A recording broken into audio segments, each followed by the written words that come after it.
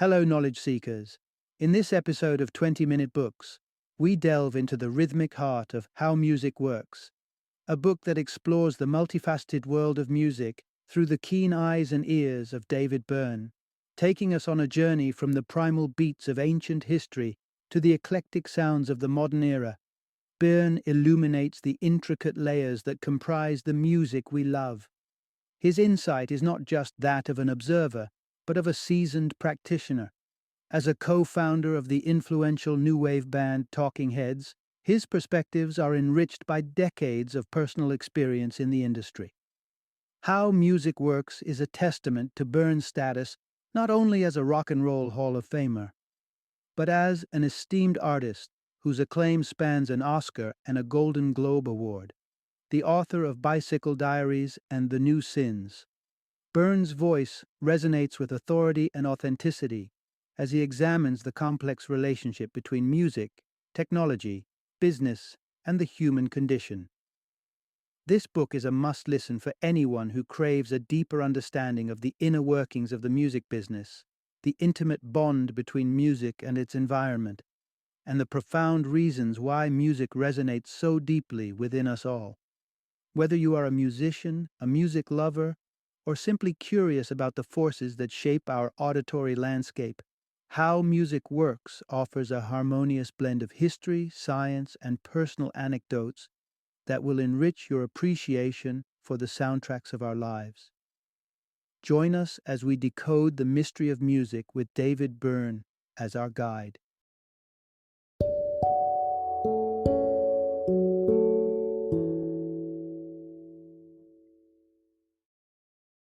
How Music Works.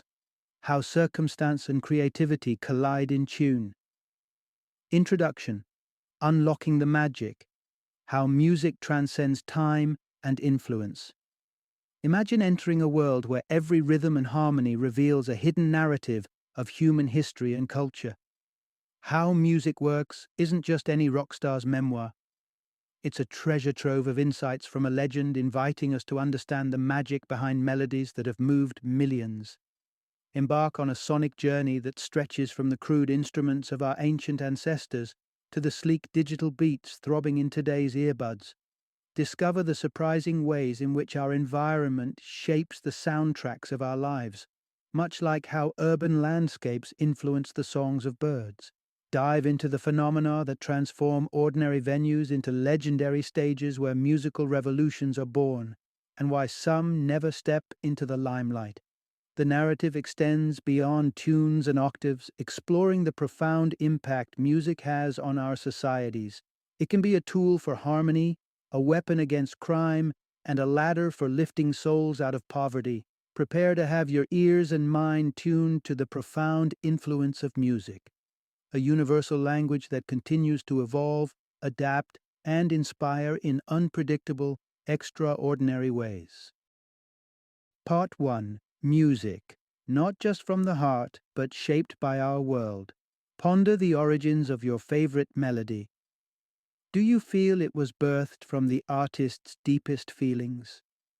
It is a common perception that music is a direct outpouring of the soul, that artists are struck by a flash of inspiration, and from this emotional depth, music is born. Moreover, we often credit the complexity of music to the technical skills of its composers.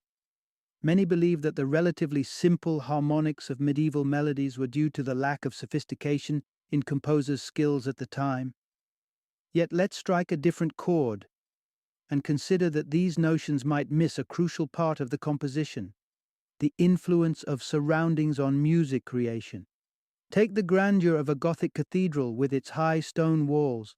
The music designed to fill these spaces naturally favored long, unchanging melodies. The simple harmony was a deliberate choice, not a limitation, because elaborate key changes would clash in the prolonged echoes of the cathedral halls. Now, fast forward through time to the invention of the microphone, which drastically altered vocal performance. Icons like Frank Sinatra and Bing Crosby didn't need to command large auditoriums with sheer vocal power anymore. They could whisper to the mic and still be heard loud and clear. Thus, they revolutionized singing with a more intimate conversational style. But this adaptive dance between music and environment isn't unique to us. Even birds in San Francisco's urban sprawl have tweaked the pitch of their songs to rise above the roar of traffic, ensuring their voices aren't lost in the city's cacophony. Whales, too, have transformed their calls to communicate over the rumble of increasing maritime traffic. It's clear that music isn't solely a craft of emotion and skill, but a creation influenced by and in harmony with the theatre of its performance, whether that's a stone cathedral, a jazz club, or the great outdoor stage of nature itself. Part 2. The Recording Revolution, a new dimension in music, creation, and appreciation. Imagine a world where music cannot be paused, rewound, or replayed at whim. That was the reality before 1878, when the first music recording heralded a revolution, unlocking the ability for sounds to transcend time and space. This innovation reset the stage for both the musicians creating melodies and the audiences savoring them. Recording technology injected a new discipline into musicianship. Bands that once relied on the charismatic cover of live performances now faced the unflinching scrutiny of recorded sound, compelling them toward a precision formerly reserved for metronomes. Take vibrato, the oscillation in pitch that imparts warmth to strings and depth to vocal cords. Initially seen as a fudge to true musicianship, it evolved into an essential technique. In recorded music, vibrato masked the slightest pitch imperfections. Today, it has become such a staple that its absence feels almost alien to our modern ears. This evolution in music production paralleled shifts in how we listen. For John Philip Sousa, an icon of American composition, the rise of recorded music was a harbinger of doom, foreshadowing an era where the organic art of live music would be subjugated to a mechanical process. He envisioned a future where music turned into a lifeless sequence of discs and gears, losing its human essence. Sousa's dread was not unfounded. Recordings have indeed recalibrated our musical bearings. A song often conjures the specificities of a studio version, and live performances have become echoes of these definitive recordings. Yet amidst this metamorphosis, Theodor Adorno, a thinker of the last century, offered a silver lining. Freed from visual stimuli, listeners could now engage with music more intimately, dissecting the layers of sound with a detached, critical ear. Caught in the cross-currents of technology and tradition, music found new expressions and audiences, discovered fresh ways to connect with the chords that string together human emotions across generations. Part 3. Digital Dissonance, Connecting the Dots in Sound and Composition. The digital era arrived with little fanfare from the corridors of Bell Labs, where researchers laboring over telephone technology inadvertently set the stage for a seismic shift in music's sonic landscape. In 1962, these visionaries discovered how to capture sound waves in binary slices, etching a path that would forever alter the texture and structure of musical composition. Consider each digital recording as an elaborate mosaic of audio slices. These fragments, encoded into the binary language of ones and zeros, stitched together to form the semblance of a seamless auditory stream. To the human ear, the difference between analog and digital may seem imperceptible, but the contrasting nature of digital's step-by-step sound and analog's infinite gradations marks a distinct divergence in quality. Not unnoticed, there's a phenomenon referred to as digital cleanliness. For listeners yearning for warmth, the crystal-clear nature of digital recordings lacks the soul they find in the familiar hiss and crackle of vinyl and cassettes. The ripple of digital innovation extends beyond mere sound into the very blueprint of musical architecture. In today's pop music studios, computers wield an algorithmic baton, ensuring that beats never waver with quantization. This precision is not just a stylistic choice. It simplifies the digital editing and arranging process. However, this uniformity can sometimes strip away the organic ebb and flow that gives music its human touch. Digital's reach has even coaxed composition into new forms via MIDI. Musical instrument digital interface. It eschews recording sound for encoding musical notes into digital data, which is unforgiving of the subtleties found in strings and other instruments. Thus, MIDI's rigid encoding often corrals composers into the use of synthesizers and percussion pads, subtly steering the art of music composition. In the blinking lights of studios brimming with screens and software, we find a new breed of orchestrators, composing not just with notes, but with the ones and zeros that have reshaped the realm of resonances and reverberations. Part 4. The Ensemble Effect. How recording techniques shape music's soul. Consider the studio where music takes a tangible form. It's not merely a technology-laden room, but an alchemist's lab, where the very essence of a performance is transformed. The recording process is a delicate dance that can significantly influence the final outcome of a musical piece. Up until the late 1970s, the divide and isolate tactic reigned supreme in the world of recording. This method reflects a meticulous surgical operation, where each instrument is segregated. The drummer enclosed in a soundproof booth, the bassist cocooned within acoustic panels. Such a method gives producers and engineers unparalleled meticulous control, piecing together a musical puzzle where each component is immaculately captured. This surgical precision of divide and isolate, however, can extract a certain spontaneity from the music. The warm thrum of a bass in physical conversation with a snare drum's snap, the guitarist's responsive riff to a keyboard's flourish. These interactions can become lost, buffed away to a sterilized sheen. On the flip side of recording philosophy is the all-for-one session, a gathering of musicians playing in concert, as they do on stage. This approach brings with it the risk of sonic bleed and less than perfect acoustics, but it preserves the band's cohesive dynamic. Within this shared space, music breathes more freely, allowing for an authenticity of performance that resonates with both the musicians and listeners. Instead of clinging to the extremes of isolation or togetherness, contemporary studios often blend methods, allowing artists to craft recordings that swing between the raw edge of a garage jam and the polished punch of a layered track. Recording isn't just about obtaining a high-fidelity replication of sound. It's about capturing, or crafting, the soul of music. As we journey through the spectrum of recording styles, we discover how each technique molds the spirit of the songs that define generations. Part 5. The Symphony of Collaboration. How teamwork amplifies creativity. At the heart of music's evolution is the vibrant tradition of collaboration, where artists come together, blending their talents to create harmonies richer than the sum of their parts. The fabled partnerships of Lennon and McCartney, Jagger and Richards, echo the vital role that collaboration has played in crafting some of the most memorable tunes in history. In today's digitized world, collaboration has transcended physical boundaries. Musical minds can now converge through the bytes and bandwidth of the internet, swapping ideas across continents. Consider the making of Everything That Happens Will Happen Today, where Byrne and Eno sculpted an album through email exchanges. Eno's skeletal musical sketches blossomed as they traversed cyberspace, with Byrne's vocals completing the metamorphosis. Despite the lurking specter of miscommunication inherent in long-distance collaboration, the digital space affords artists the luxury of reflection, a breath between notes to nurture the next flourish of creativity. Working in concert with others can be a powerful catalyst for musical innovation.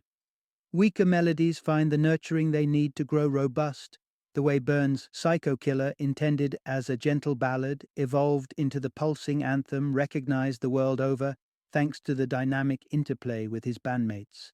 Group improvisation, a technique Talking Heads famously relied on, can propel a musical work into uncharted territories, charting new melodic frontiers as each response sparks a fresh turn in composition.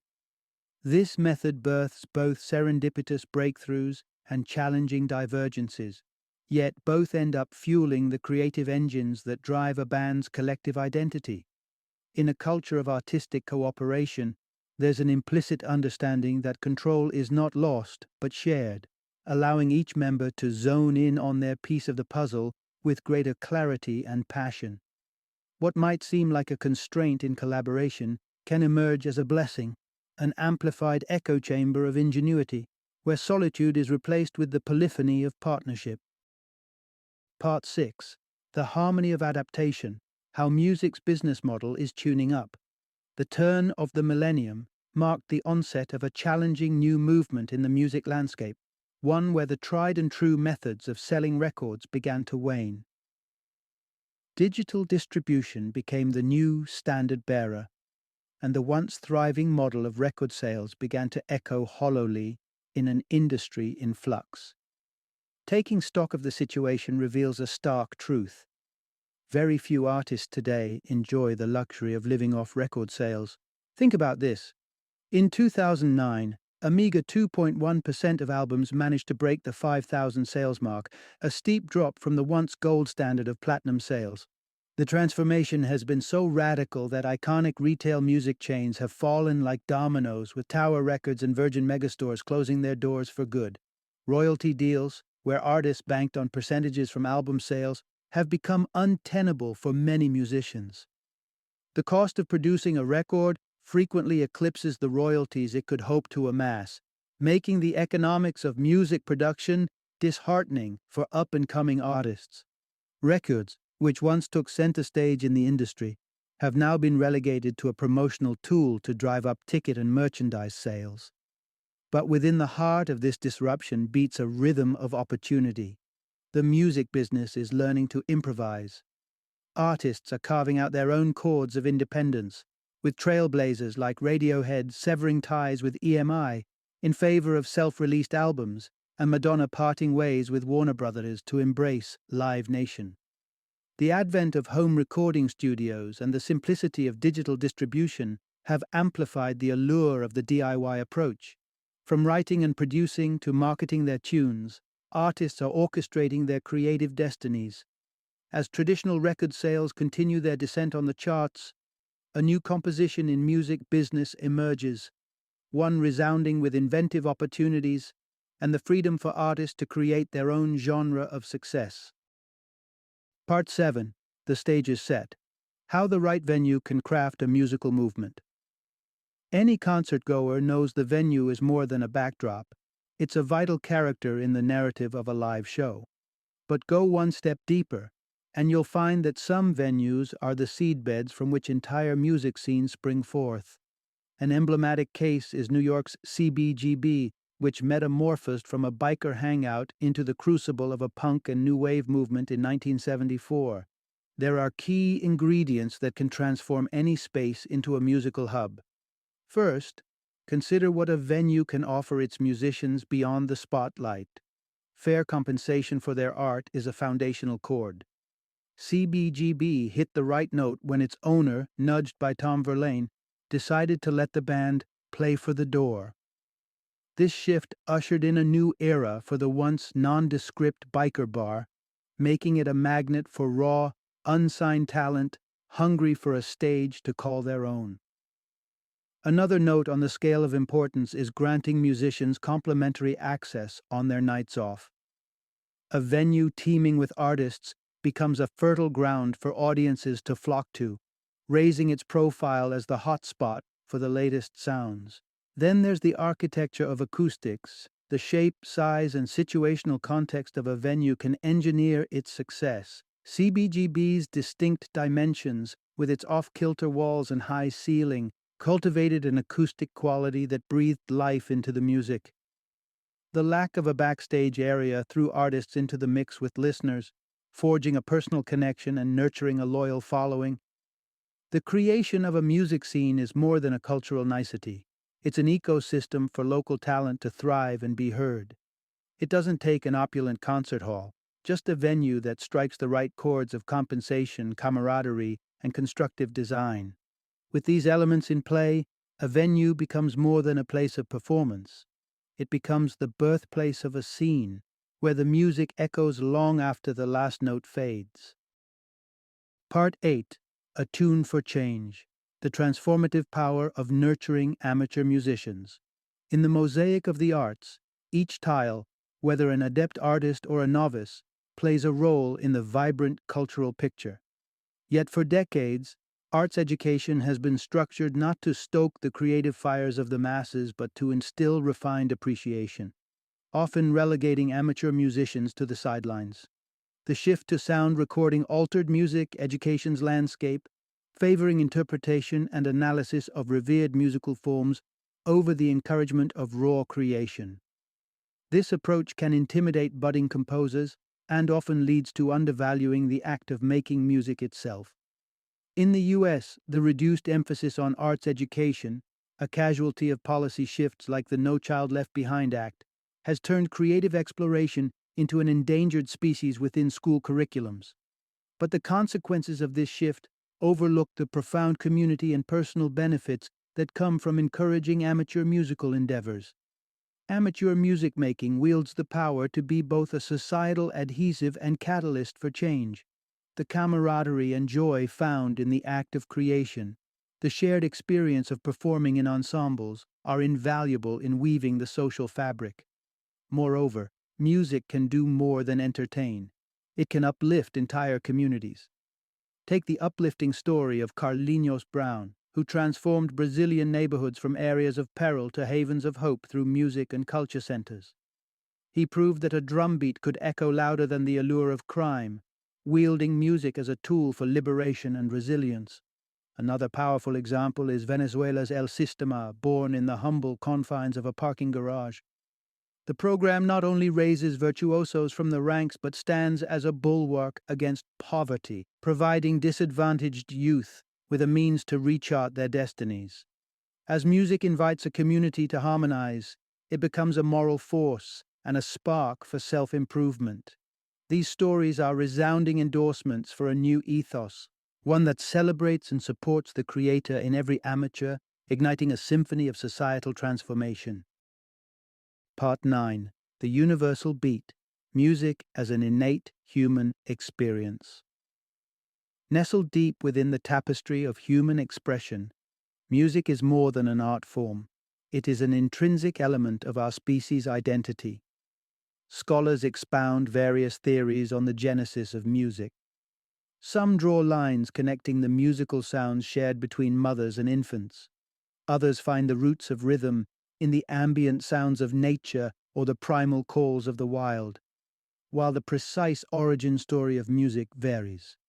All strands of thought point to a shared awakening alongside the dawn of humanity itself.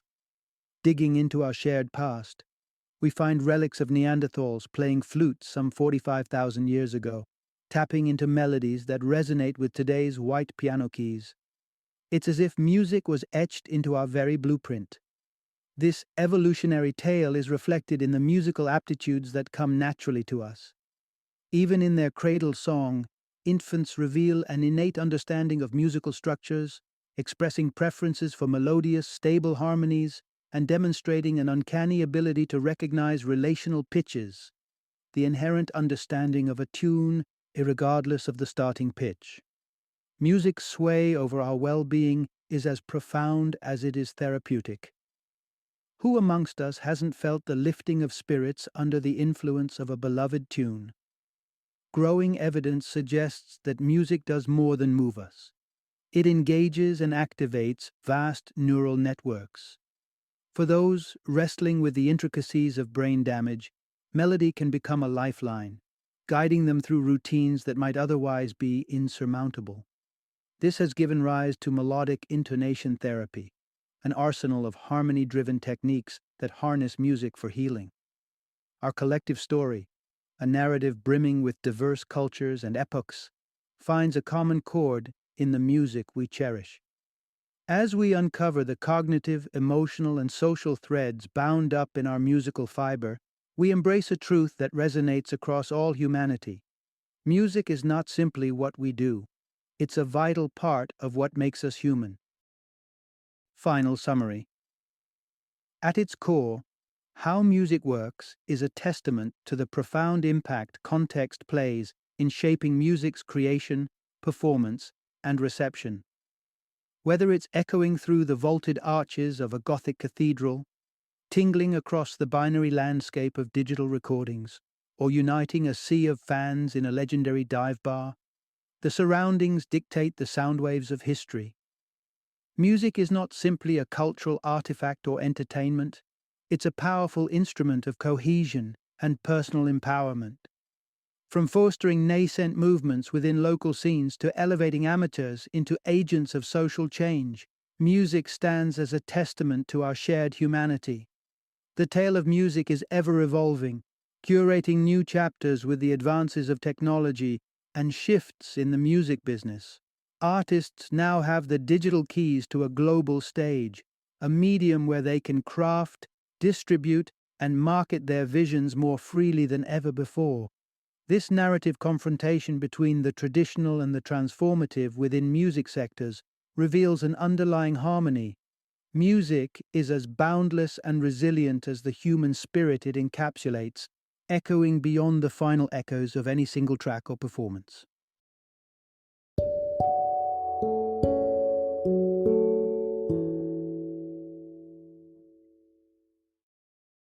Thank you for joining me today on this journey of learning and discovery as we explored the insights of another thought-provoking book in our growing library of knowledge.